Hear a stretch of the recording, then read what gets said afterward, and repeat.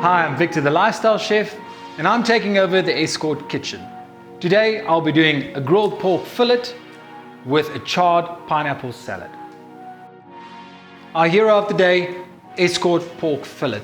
All you need to do, olive oil, salt, pepper in a grilled pan. Vegetable oil, good layer of salt and pepper. I'm using a skillet pan, but if you don't have that, it's fine. A normal pan will do just fine. We just want those nice grill lines.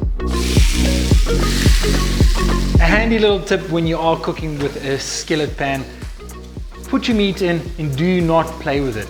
All you need to do is leave it about 6 or 7 minutes on one side. When it comes loose naturally, your fillet is ready.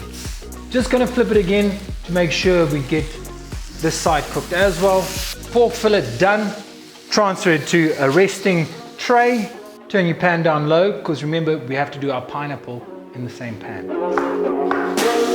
Remember, pineapple full of sugar, hot pan. Naturally, that will start to reduce, caramelize, and burn. We are looking for that little burn grilled effect, but you don't want to burn it to the point where it's not pleasant anymore.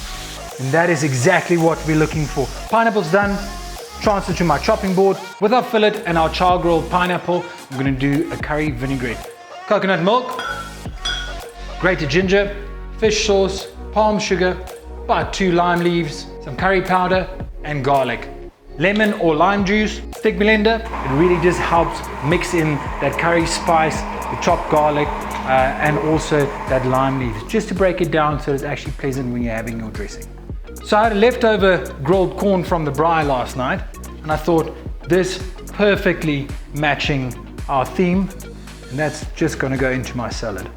Red onion, my rocket, coriander, washed and ready to go. All I'm doing is just layering it. Next layer, pineapple, thinly sliced red onion, dash of corn, few sprigs of coriander.